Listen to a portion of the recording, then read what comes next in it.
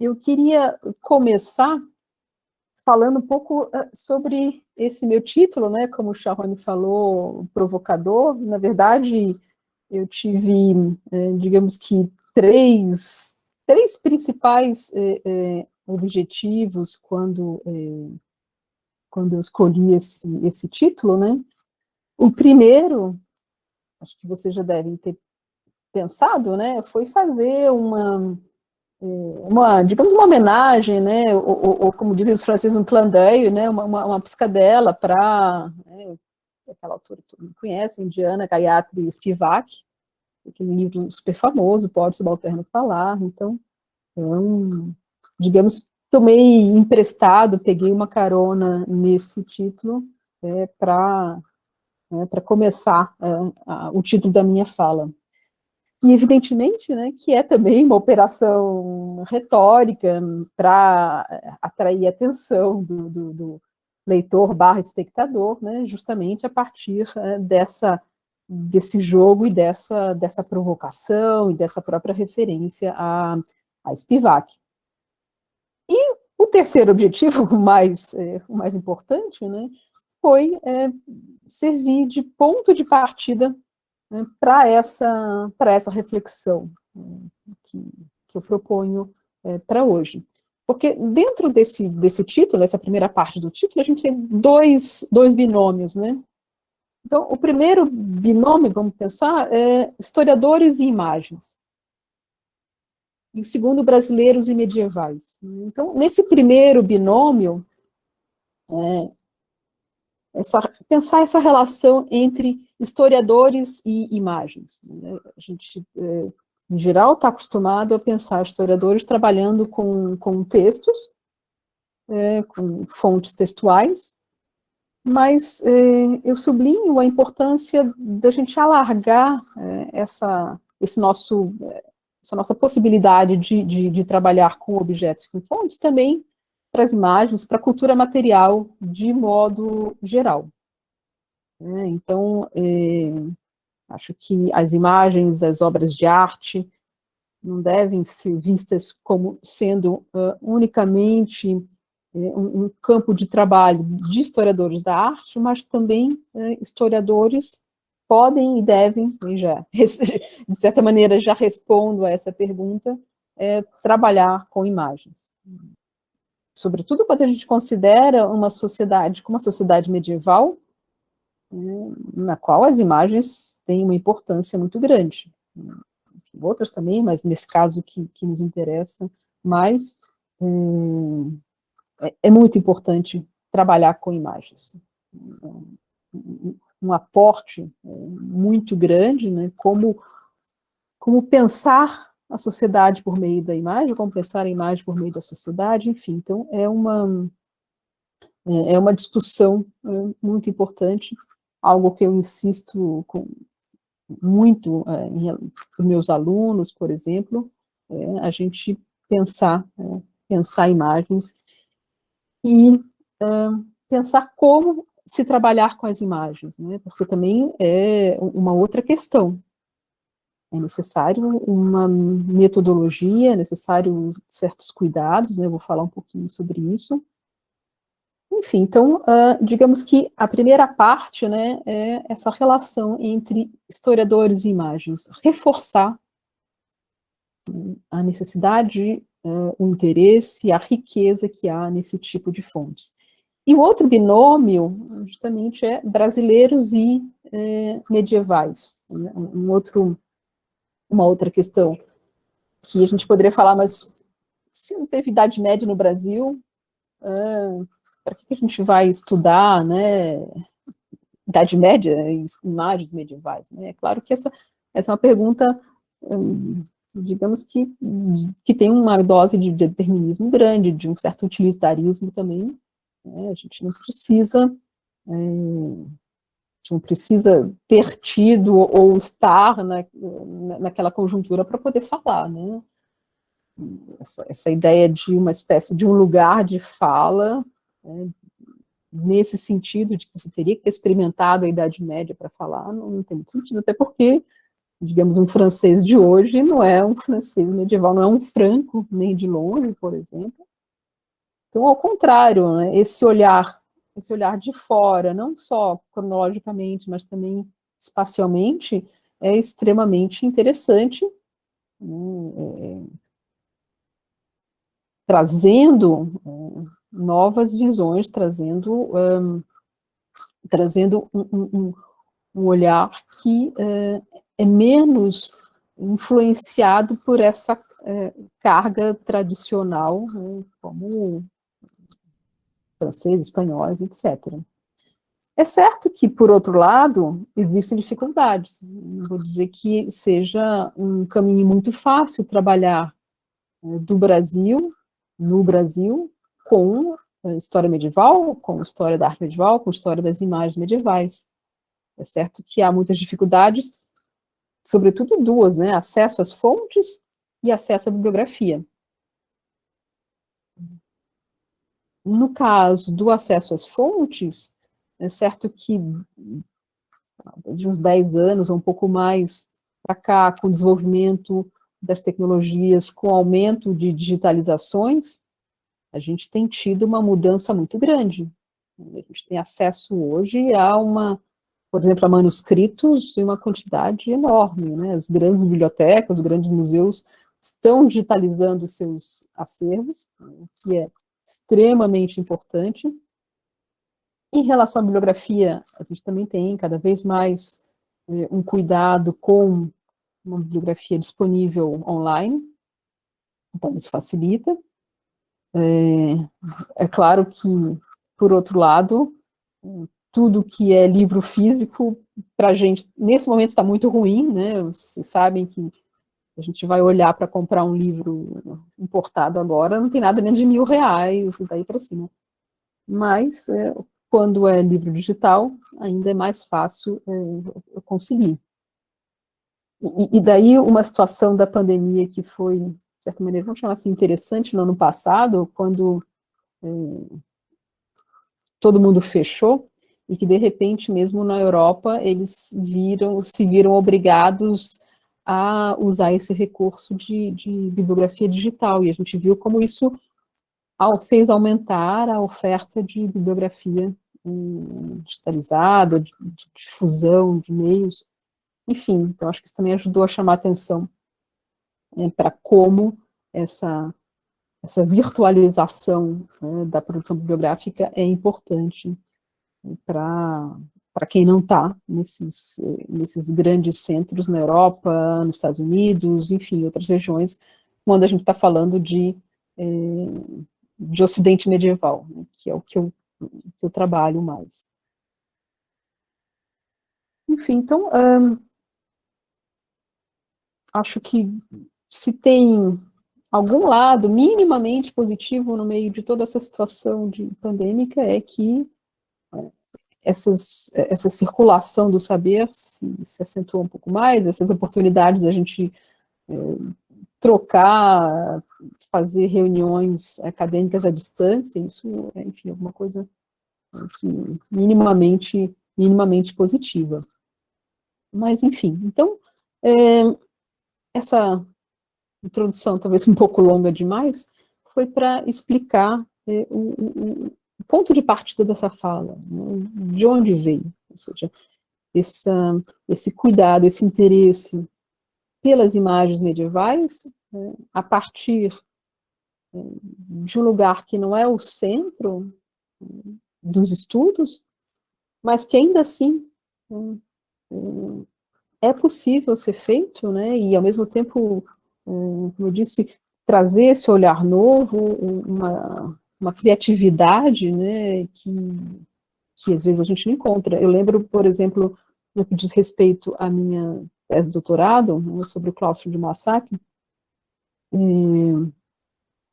uma vez o Schmidt falou, mas, bom, você vai estudar Moissac mesmo, você tem certeza? Eu falei, sim, havia já, era algo tão importante para os franceses, aquele mosteiro, aquele claustro, o que tinha já não sei quantas décadas que não existiam mais estudos franceses sobre ele, porque para os franceses era como se Bom, tudo já foi dito, ninguém vai estudar isso, né? E é interessante que as últimas teses eram uma minha, uma de uma americana, de um alemão, né? Todas pessoas fora da França que, digamos, estavam mais livres desse peso que tinha esse mosteiro, esse claustro para os franceses, que é um grande monumento nacional. Então, isso, por exemplo, é uma vantagem. Bom, então, eu avanço um pouco nessa apresentação, e alguns pontos que eu trouxe aqui para a gente começar a pensar, né, em termos desses desafios teórico-metodológicos aos quais eu me referi, né, alguns pontos importantes a serem levados em consideração. Em primeiro lugar, eu coloquei aqui essa tríade: funções, usos, modos de funcionamento, lembrando que, em primeiro lugar, conhecer, tentar entender as funções de uma determinada imagem, isso não vai resolver, digamos assim, o que é aquela imagem. Isso é uma dimensão da imagem, para que ela serve, mas ela é muito mais do que isso. A que funções ela deveria responder? Né? Que usos ela teve quando foi feita e posteriormente? E daí pensando, né, vocês veem que fiz questão de colocar no plural, né, em funções, para poder me afastar muito daquela visão, né, extremamente tradicional, que a gente vai ver repetida em todos os lugares, dizer, as imagens medievais servem para ensinar, são a Bíblia dos letrados. A gente escuta muito isso, como se essa fórmula resolvesse, sintetizasse o que é uma imagem medieval. A gente sabe que é muito mais do que isso. Isso até pode ser um elemento, mas eu sempre costumo dizer, como é que você ensina a partir de uma imagem que você não enxerga? Uma imagem que está lá no alto, por exemplo. Como é que você ensina uma imagem que você não, que você precisa entender muito bem de teologia para poder saber do que se trata? Então, primeiro, né, pensar em uma coisa única, uma única função, tão geral assim, tão limitada, é muito empobrecedor, né? Então, melhor pensar no plural, em funções e em usos, né? Porque uma coisa é aquilo que deveria fazer e aquilo que de fato também se faz, né? Se pensou para determinadas funções, mas na prática isso vai para um outro caminho. E o terceiro elemento dessa tríade, esses modos de funcionamento, ou seja, como a imagem ela é feita, como se dá esse agenciamento dos diferentes elementos que compõem a imagem, e daí pensando não só em iconografia, mas pensando em materialidade também, vou falar na sequência, mas tentar entender que mecanismos são esses, vamos dizer assim, que operações ou que engrenagens existem nessa imagem para ela cumprir essas funções, para ela ter esses usos, para ela ter esses sentidos. Então, é importante pensar nisso também, né? Nessas engrenagens, vamos chamar assim, nesse modus operandi da imagem. A segunda tríade, já avancei um pouquinho, essa tríade de conteúdo, forma e materialidade. Algo também muito importante, a gente tem um costume, e aí eu falo a gente, historiadores da arte também, muitas vezes em atentar somente para o conteúdo, né, para aquilo que está figurado na imagem. Isso é muito comum porque normalmente a gente tem acesso a essas imagens medievais reproduzidas em livros ou na tela do computador. Então a gente, em geral, vai ter acesso ao que a imagem está mostrando, né, a esse conteúdo que geralmente é conteúdo iconográfico, né, pensando depois em outra discussão sobre mais abstrato. Mas a gente não pode esquecer que, além desse conteúdo, É fundamental entender, levar em consideração a forma, como esse conteúdo está organizado e está trabalhando. Então, pensar nas formas como portadoras de sentidos, isso também é extremamente importante. E o terceiro aspecto dessa tríade é a materialidade, como eu disse, né? Então, a imagem, ela não é essa coisa abstrata, plana que está na nossa tela. Ela está em ela está colada, ou ela é um objeto, ela tem, sei lá, se é uma pintura, ela tem pigmentos, ela tem, se for uma escultura, ela tem a pedra, enfim. Então, essa dimensão da materialidade, ela também é extremamente importante de ser considerada. E daí, onde ela está, qual o tamanho, qual o estado de conservação, tudo isso é algo que tem que ser levado em consideração. E quando a gente vê reproduzido na tela, tudo fica do mesmo tamanho. Então, a gente esquece que havia determinadas condições de visão, por exemplo, ou de não visão, como eu disse, quando está muito alto, quando está num ambiente muito escuro, iluminado por velas. Tudo isso afeta a maneira como aquela imagem ia ser vista. Então, também é importante. E o terceiro ponto que eu chamo a atenção é esse conjunto de conjunto e detalhe, né? Ou seja, pensar a imagem no seu todo, no todo da imagem e no todo desse objeto, desse lugar no qual ela se encontra. Então, de novo, a gente também está acostumado muito a ver essa imagem descolada, desmaterializada, mas ela está no manuscrito, ela está numa igreja, ela está na fachada da igreja, ela está na parede, enfim, ela está em algum lugar, ela está em objetos, ela faz parte de um todo. E, ao mesmo tempo, quando a gente vai estudar a imagem, a gente tem que pensar também nos detalhes que são próprios a ela. No mundo medieval, né, o detalhe é muito importante. Eu trouxe alguns exemplos que vocês vão ver. Então, prestar atenção nessas minúcias também. Então, fazer esse movimento o tempo inteiro entre, digamos, o todo, o mais geral, e o menor, o detalhe. E como esse jogo faz sentido, né? Como esse jogo funciona. E, da mesma forma, né, pensar a série e o caso. Geralmente, as imagens elas não estão isoladas, elas fazem parte de uma sequência. As páginas de um manuscrito são mais óbvias, capitéis de um claustro. Então, a gente precisa pensar em relação a esse todo. E como aquele caso particular se relaciona com esse todo. Enfim, então, esses são alguns cuidados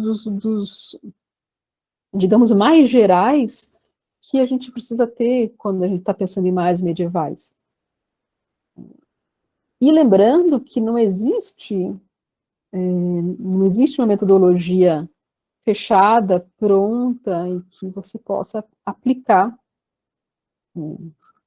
ao estudo das imagens medievais. Eu estou falando aqui são cuidados, são pontos aos quais a gente precisa se atentar, mas de maneira alguma uma receita pronta, né? Então, eu dividi, grosso modo, toda uma parte de exemplos em dois grandes grupos.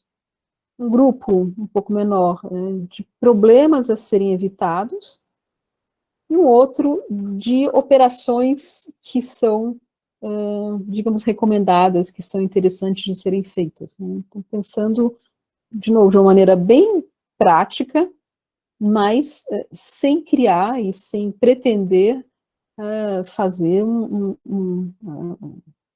digamos, um modelo metodológico válido para todo tipo de imagem. Então, eu coloquei aqui 4 dos principais problemas que a gente deve evitar. Primeiro, já falei, né, isolar a imagem, tratar a imagem isoladamente. fora da sua série, fora do seu lugar, né, fora do seu suporte. Depois, também, como eu avancei um pouco, tomar a imagem como ilustração, então pensar nela só como aquilo que está figurado, e aquilo que figurado seria uma tradução visual de um texto ou de algum elemento da realidade. Isso é sempre um problema. A imagem, ela é sempre uma representação, no sentido, um exemplo da palavra, sempre uma construção. Então, a imagem, ela não é transparente, digamos assim, no sentido de que ela só deixa ver o que está, o texto através dela, ou a realidade. Não, a imagem, ela tem uma opacidade, ela é, vamos dizer assim, ela é uma coisa, é um meio, né, é uma mídia, né, mas essa mídia não é transparente, ela existe, ela tem materialidade. Um terceiro problema é tudo que diz respeito a juízo de valor, a de valores, a projeções. Isso também é algo extremamente importante. Sobretudo quando a gente pensa, né, que a história da arte, como disciplina, digamos assim, ela vai se constituindo a partir do Renascimento, e ela tem determinados parâmetros que são valorizados nesse momento, né, como a mimesis, por exemplo, cuidado com as proporções, com a harmonia clássica, etc., que a gente não vai encontrar da mesma forma na Idade Média. Então, por exemplo, achar que tudo que é medieval foi mal feito, isso é um problema, né? A própria discussão, né, que poderia começar por aí, a própria discussão entre arte e imagem, ela está um pouco dentro daí. Essa ideia de, bom, a gente só tem arte a partir do Renascimento, e também tem lá na Antiguidade, só não tem arte na Idade Média, assim como só não tem arte em povos não europeus, primitivos, etc. Isso é uma construção extremamente complicada. A gente precisa discutir. Existe uma preocupação estética na Idade Média? Claro que existe. Existe criação na Idade Média? Claro que existe. Eu falo muito em imagens, até para poder ampliar ao máximo o meu campo de possibilidades, mas dentro dessas imagens, eu posso falar em objetos de arte na Idade Média, sim, claro, evidentemente. E o terceiro problema, o quarto problema, que eu também já comentei, é evitar buscar essas regras imutáveis, porque elas não existem. Então, cada grupo de imagens, cada manuscrito, etc., vai ter as suas lógicas, e é importante conhecer isso caso a caso. Eu trouxe alguns exemplos para demonstrar isso, digamos, na prática, né? E o primeiro deles é quase digamos que um caso extremo dessa situação de isolar a imagem, que a gente vê aconteceu com uma certa frequência com letras iniciais ornamentadas, mesmo com miniaturas, que em determinados momentos da história, sobretudo no século XVII, XVIII, foi muito comum, já no XVI isso começa, no XVII e XVIII isso vai ser frequente, você recortar determinadas imagens, isso sobretudo no caso de manuscritos, recortar e emoldurar. Então, é um exemplo muito interessante dessa cultura do quadro, né, da obra de arte do Renascimento como um quadro autônomo, né, então, um exemplo desse processo de autonomização artificial da arte medieval, vamos dizer assim. Você ignora todo o conjunto e transforma aquele pedaço numa obra autônoma que você vai pendurar na parede, por exemplo. E é um exemplo também dessa mudança dos usos, né? Então, aqui, uma letra D, que praticamente perdeu o seu sentido, perdeu a sua função inicial, principal, que era da sequência uma palavra que começasse por D, né, um texto, começando com a letra D, e virou um quadro. E, enfim, né, virou então uma obra de arte autônoma. Então, esse é um caso, digamos, absolutamente extremo disso que eu falei, de isolar a imagem. Mas existem outros que a gente vai encontrar de maneira mais comum. Eu, por exemplo, se eu mostrar para vocês esse fólio, né, desse livro de orações, tá bom, ok, é uma imagem do Cristo na cruz, né, mas a crucificação, o sol e a lua, a serpente, tradicional. O que que tem de mais? Nada. Mas a gente não pode esquecer que essa imagem, ela foi feita, ela está dentro de um livro, de um manuscrito, e que foi feito para ser vista com o livro aberto. Né? E quando a gente vê no livro aberto, a gente vê que são duas imagens. E que, então, tem o imperador, o Carlos o Calvo, que está diante do crucifixo. Então, deixa de ser simplesmente uma imagem que a gente tem, como tantas outras, da Paixão do Cristo, para ser uma imagem da devoção.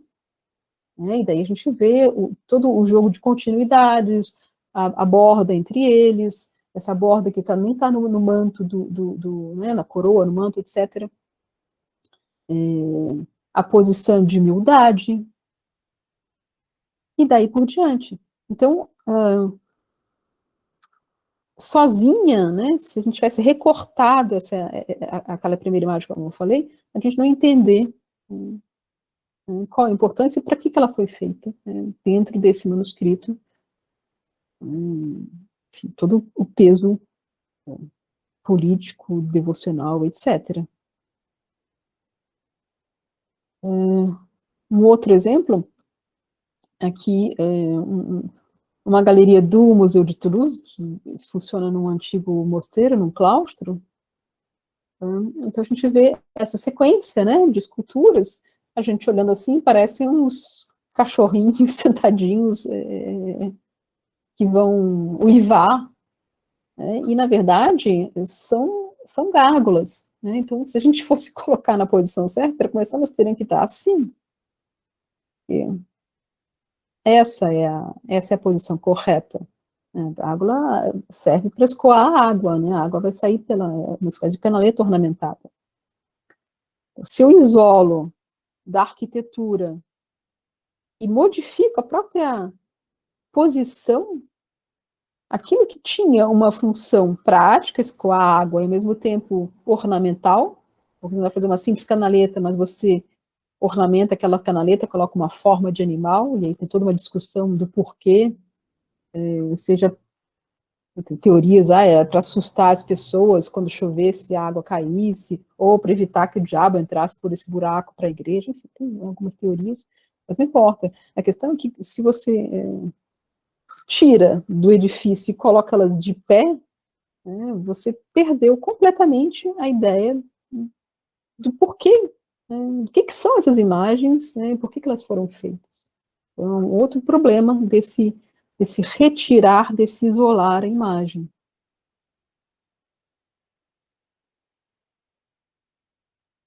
Então, como eu falei, né, desses problemas de evitar, né, tomar a imagem como ilustração. Isso nos manuscritos é muito comum. Eu trouxe aqui um outro exemplo que poderia ser menos, a gente poderia pensar menos nele, que é um relicário em forma de pé, então, chamado pé relicário de Santo André, em cima de um altar portátil do final do século X. Bom, se é um pé relicário, e tem essa forma de pé, eu poderia pensar que dentro desse relicário teria uma relíquia de um pé.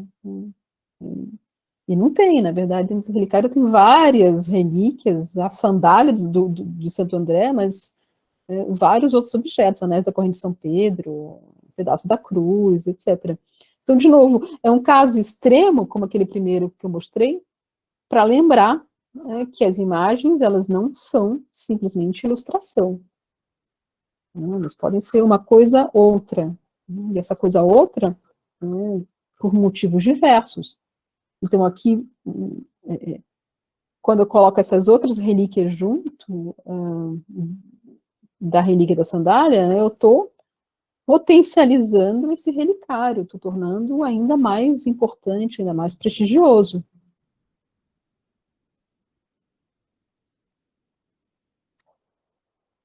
Um outro exemplo que eu gosto de falar muito, quando eu me referi àquela ideia, né, de que a função da arte seria ensinar, passar uma mensagem, o que você faz quando você não consegue enxergar? Então, o que você vai, entre aspas, ler aqui? A olho nu, né, nesse vitral de Notre Dame, a olho nu você não vai ver quase nada. A gente conhece porque a gente está usando o zoom, a gente usa a lente que aproxima. Mas a olho nu, o que a gente vê é esse objeto, essa imagem objeto, que são cores, é o vidro colorido, é a luz colorida que está entrando pela janela. Então, é uma situação muito mais de uma experiência, de uma sensação.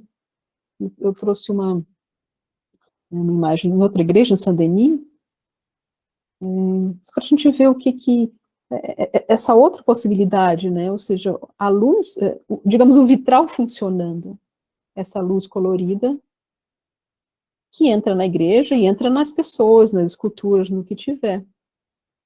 Então, a gente está absolutamente longe aqui dessa ideia de ilustração, de retrato da realidade. A gente tem uma outra dimensão de funcionamento dessa imagem. Né? Essa imagem como uma possibilidade de um efeito, de uma experiência, digamos, estética.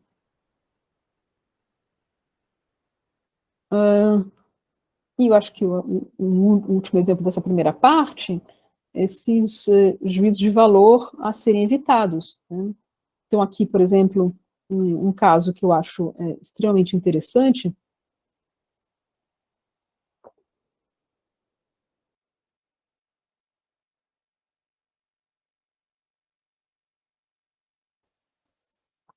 Desculpa.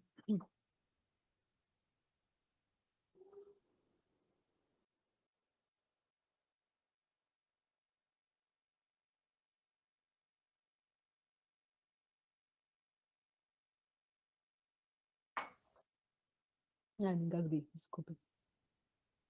Mas, enfim, é uma plaquinha de bronze que a gente conhece como o nome de classificação de Athlone, dessa região da Irlanda.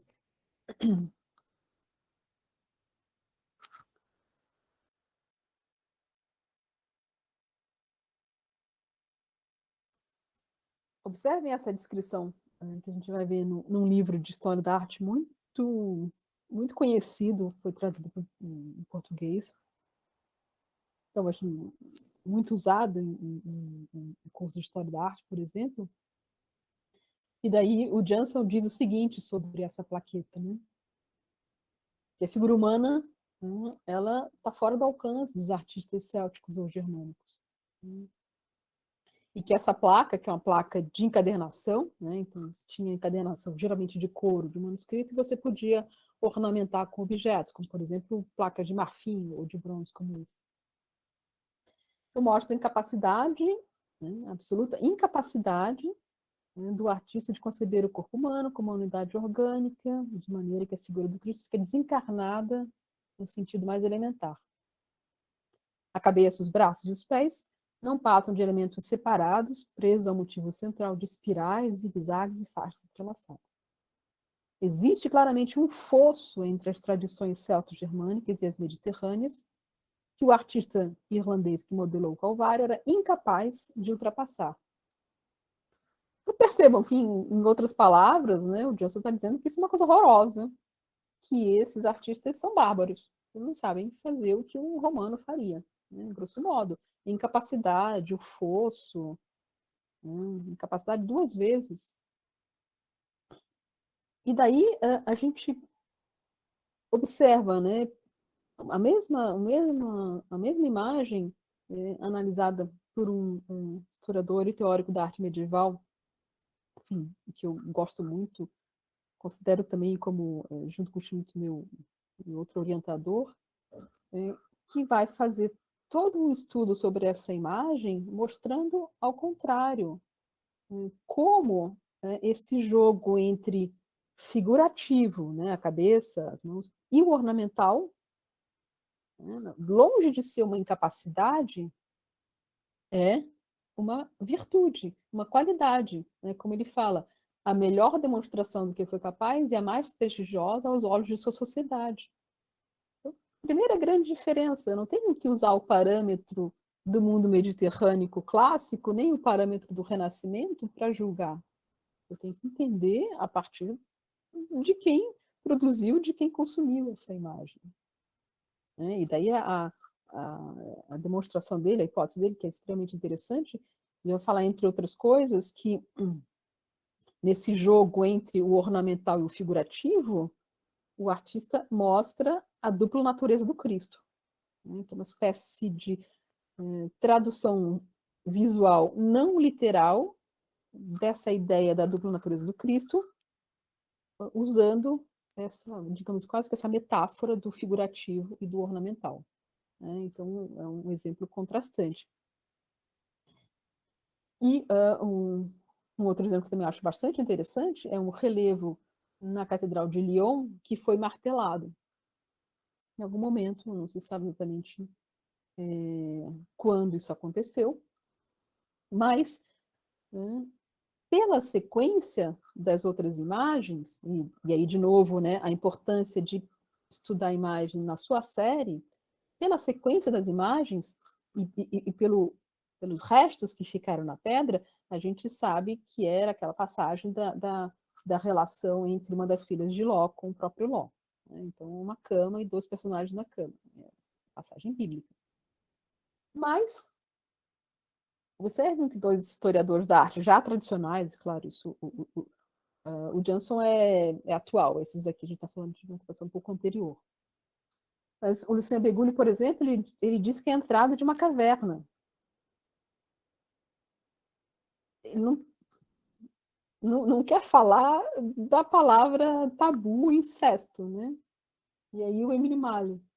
As enormes obscenidades que se buscou apontar em nossas catedrais nunca existiram, a não ser na imaginação de alguns arqueólogos.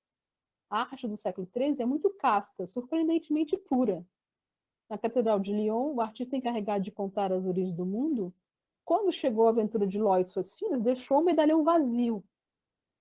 Como eu falei, isso, de novo, é um exemplo extremo do juízo de valor, de um moralismo extremo, que faz com que os historiadores nem enxerguem. Isso, digamos, em todos os casos eu trouxe exemplos assim dos mais radicais possíveis, né? Quase caricaturais, mas para a gente ver um pouco o que não se faz, né? E os problemas que isso traz.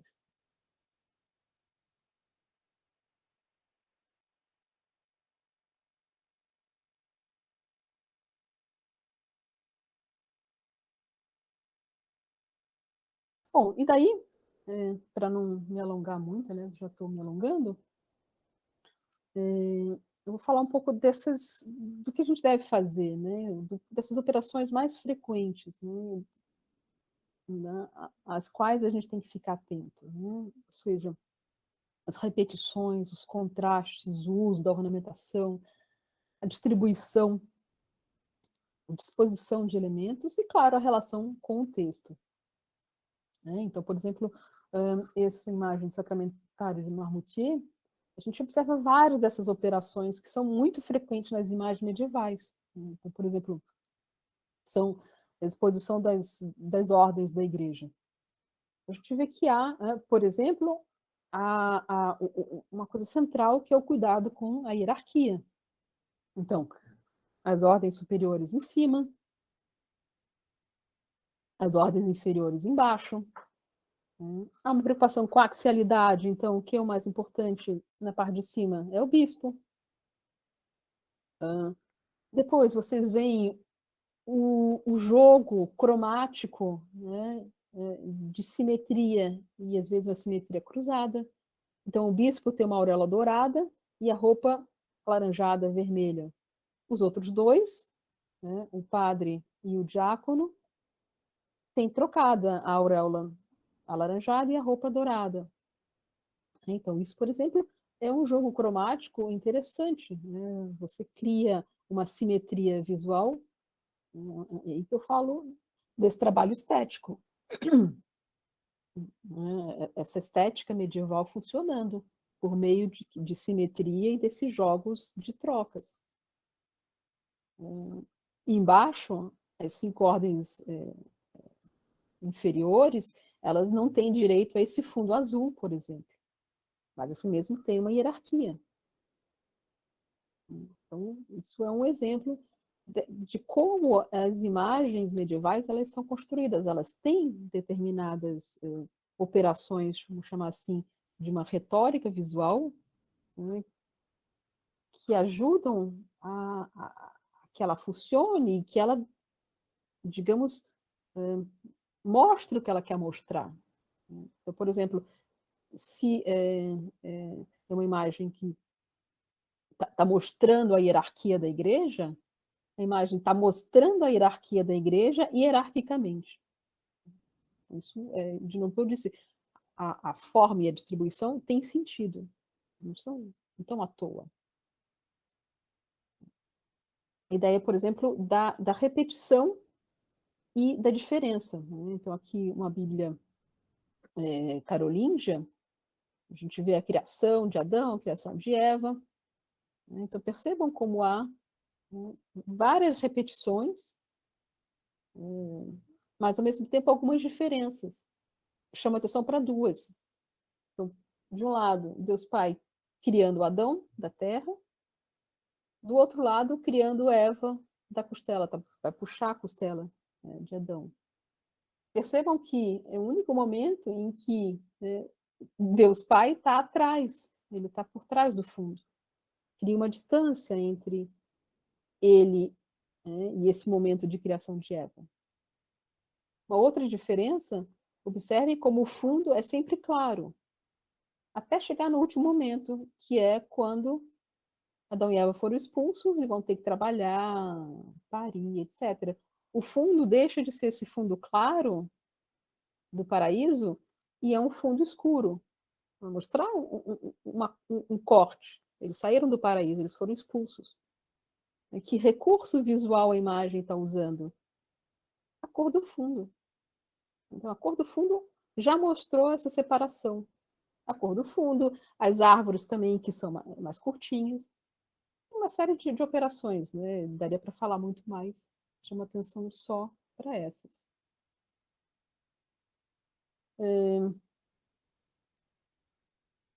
Esse exemplo aqui é muito interessante, é uma chamada Bíblia moralizada, é uma Bíblia em que as imagens vão ter um papel fundamental, o texto são esses comentários laterais, marginais. Então, aqui fica muito claro que a imagem foi para o centro e o texto para as laterais.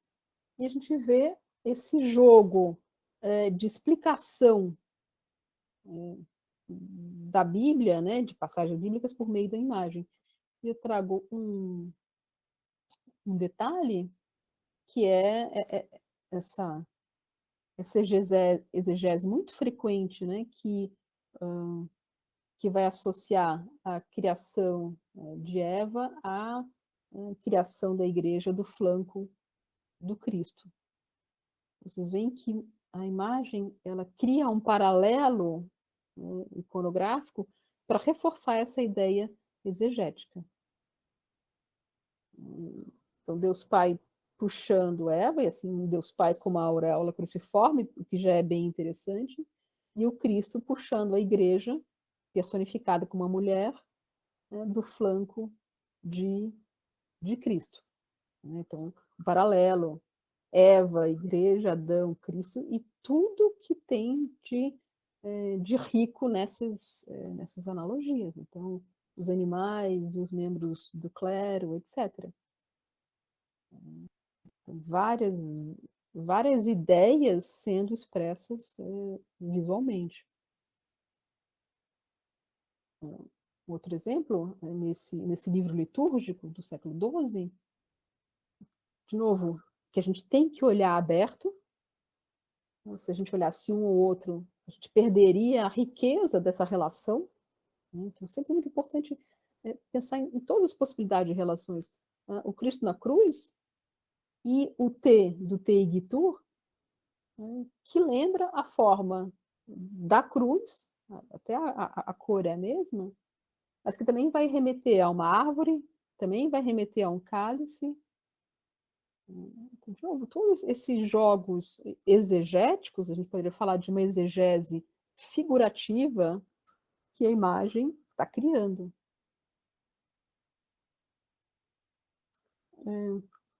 Outro exemplo aí do que a gente poderia falar de uma adaptação de formas, um livro de horas com uma imagem da Anunciação, e percebam que algo que é muito frequente, que é o filactério, que geralmente tem a mensagem, né, Ave Maria, a saudação angelical, essa saudação angelical no filactério, ela se enrola na coluna. Está um pouco pequeno, não sei se vocês vão conseguir enxergar. Mas a imagem que eu mostrei acima, à direita em cima, é o filactério mais normal, é só uma faixinha. Mas o artista que fez aquela primeira imagem, ele colocou o filactério como se ele fosse uma serpente, enrolada na coluna. Né? E a gente sabe que há toda uma relação entre Adão e Cristo, né? E Maria, eu falei no outro caso, o exemplo da igreja, mas também Maria como nova Eva. Então, de novo, essa imagem da Anunciação reforça essa relação exegética entre o Antigo Testamento e o Novo Testamento. Enquanto um texto faz isso com palavras, a imagem está fazendo isso com as suas próprias ferramentas, com os seus próprios meios, né? As formas, os elementos visuais. Outro exemplo, o contraste cromático. Né? Então, aqui a gente tem, de novo, um livro litúrgico, um livro de orações. É a última imagem desse livro. Ela tem uma parte que é só desenho e uma parte que é desenhado e pintado. Você pensa, nossa, mas o livro ficou incompleto? Não. O livro foi feito para, enfim, para esse bispo, Atewolde, e a gente vê no final um bispo.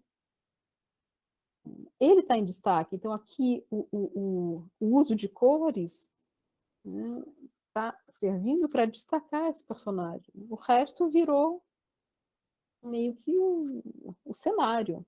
Né? Então, eu estou usando aqui as cores para destacar um personagem em relação aos demais.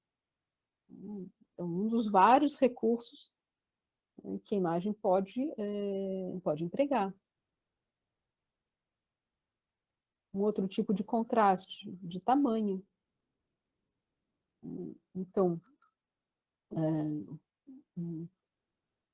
um quadro, né, enfim, uma tábua do século XIV, em que a gente vê o Cristo portando a cruz, e embaixo, ajoelhado, um dominicano. A gente observa a diferença de tamanho evidente, mostrando a diferença de importância entre esses personagens.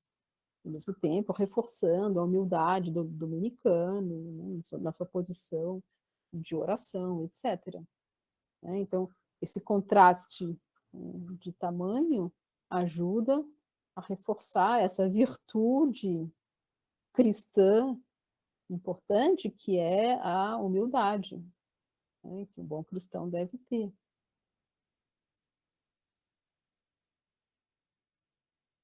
Por exemplo, o contraste iconográfico, no tímpano da Igreja de Santa Fé de Conque, está lá o juízo final, o Cristo no centro, Observem na parte de baixo, no último registro, à direita do Cristo, o céu,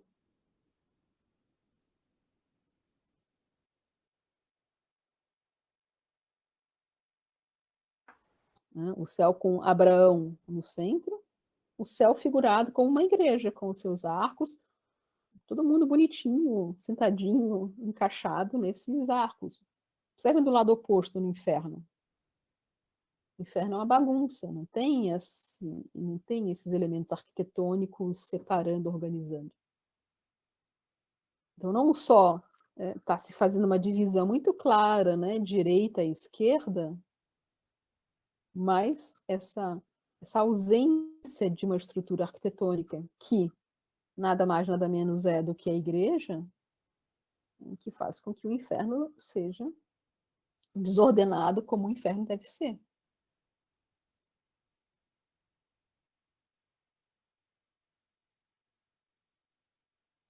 Um outro recurso, né, o contraste material. Então, essa janela dentro do claustro de Saint-Aubin, né, a gente vê no arco pintado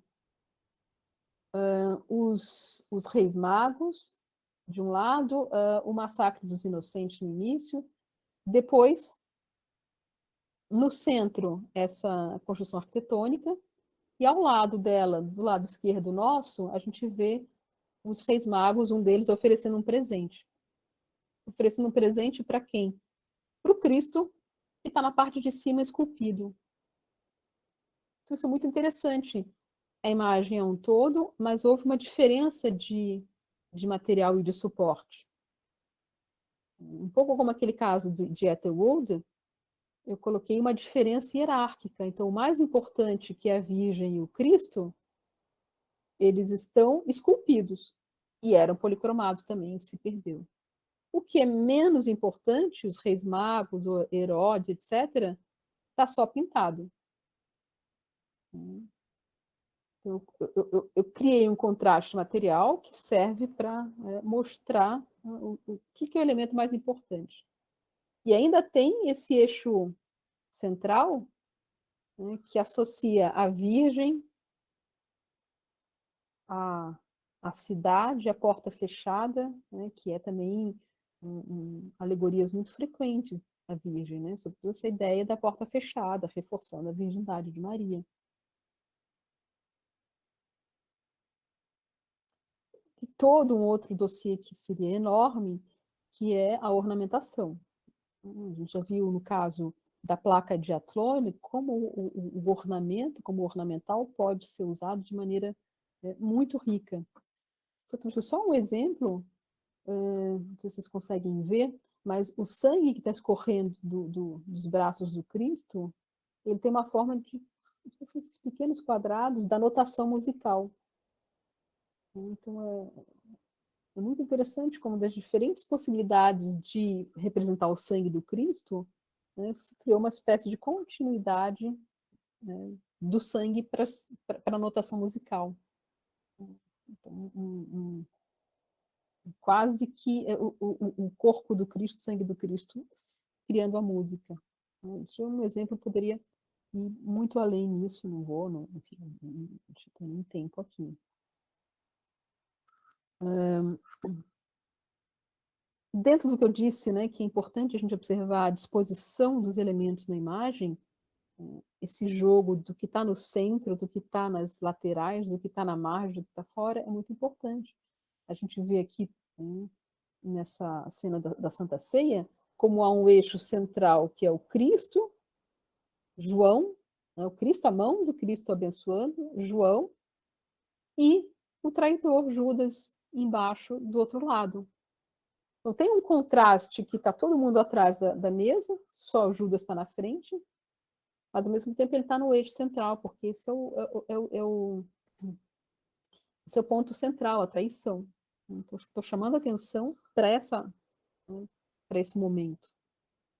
E perceba também um outro contraste, como o Cristo é o único personagem completamente de frente, os demais estão um pouquinho de perfil, muito pouco, mas Judas está completamente de perfil. De novo, uma maneira de marcar os mundos diferentes. Judas não pertence, não tem auréola também. Vários elementos que compõem essa imagem. O outro dossiê também muito interessante é a extrapolação desses limites formais, vamos chamar assim. Aqui, de novo, se a gente olhasse a imagem que está no lado reto, sozinha, é o desfile de vícios e virtude. Né? Mas a gente tem que olhar o livro aberto. No livro aberto, a gente vê antes a cena do pecado original e da expulsão. E o texto vai dizer que, a partir do pecado original, os vícios entram no mundo. E esse personagem tem um personagem que está escapando da margem, que está com uma flecha apontando para Eva. Esse personagem é o homicídio, né? Então a morte. Então, ele está apontando para a causadora de todos esses males, que é a Eva. Né? Então, de novo, extrapola a borda para reforçar a relação entre as duas imagens e a relação delas com o texto.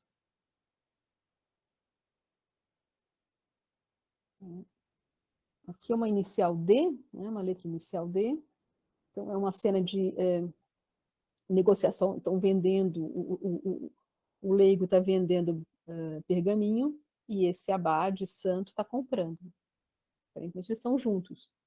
Mas observe como o pé do leigo está atrás da letra e a auréola do santo está à frente da letra. Então, aquilo que, em princípio, parece que eles estão no mesmo espaço, quando a gente olha a composição da imagem como se fosse uma massa folhada, a gente vê que tem o leigo, a letra e o abade.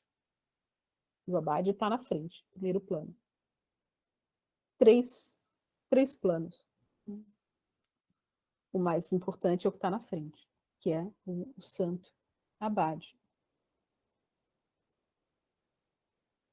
Uma outra letra manipulada, Jonas sendo jogado na baleia e depois sendo salvo da baleia. Uma letra E, de et, né? E observam como Jonas está saindo da baleia se apoiando na letra. Então, a letra, ela entra no mundo da imagem. Então, esse limite entre o que é imagem e o que é letra, né, o que é texto, aqui ele é borrado.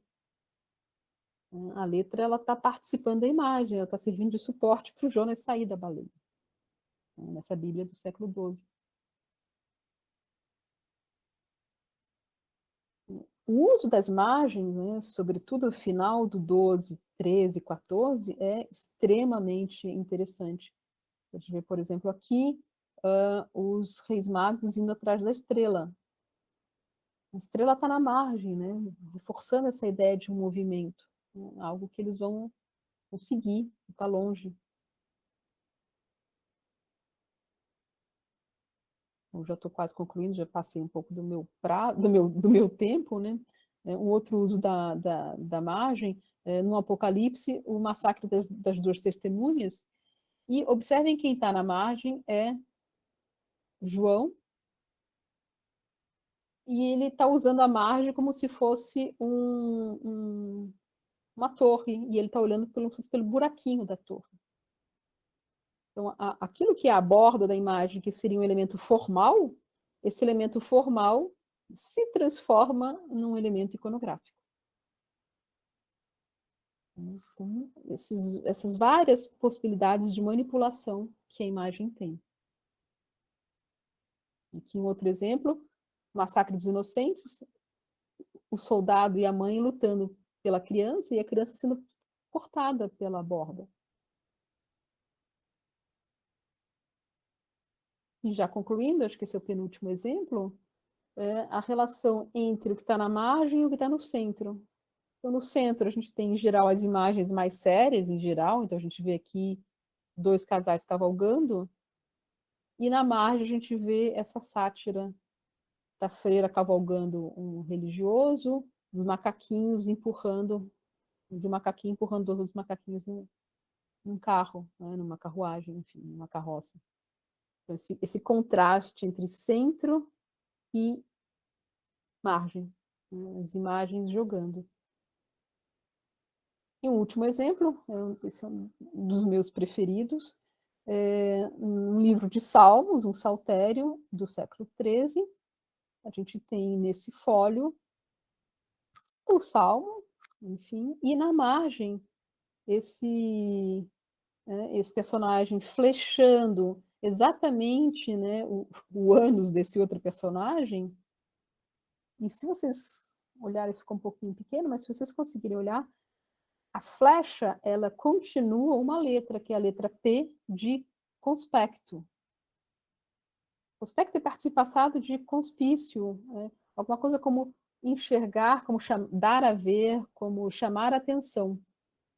Né? Então, o iluminador fez uma brincadeira com esse contexto, né, os prepotentes, etc., e fez uma brincadeira com a letra do conspecto, que vai furar, né, o ânus do outro personagem, dizendo, olhem para o que eu estou fazendo aqui, olhem para essa margem, olhem o que está acontecendo aqui na margem. Né? Leiam o texto e vejam a imagem, olhem as relações que a gente pode fazer aqui, e que estão absolutamente longe da ideia de ilustração. Está vendo aqui? Comentário, brincadeira, sátira. Né? Então, só para chamar atenção para essa absoluta riqueza que são as imagens medievais. E é isso, desculpem, me alonguei um pouco, eu acabei me entusiasmando, quando começa a falar de imagens, é difícil parar. Mas é isso, agradeço muitíssimo o convite e a paciência de vocês. Encerro aqui.